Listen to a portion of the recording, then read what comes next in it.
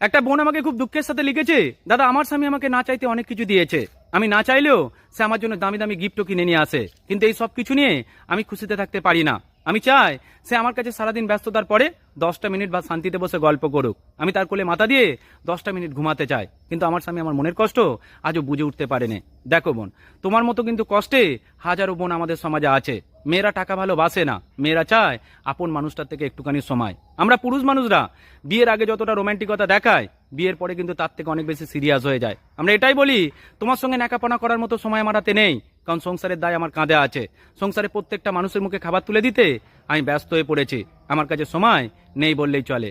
আচ্ছা, একটা এটাও তো সত্যি যে একটা মেয়েও কিন্তু বিয়ের পরে অনেকটা সিরিয়াস হয়ে যায়। বিয়ের পরে পরিবারের প্রত্যেকের দায় সেও কিন্তু কাঁধে তুলে নেয়, সংসারের চাপে সে কিন্তু নাজেহাল হয়ে ওঠে, কিন্তু তারপরেও সে সময় খোঁজে স্বামীর সঙ্গে বসে 10টা মিনিট কথা বলবে।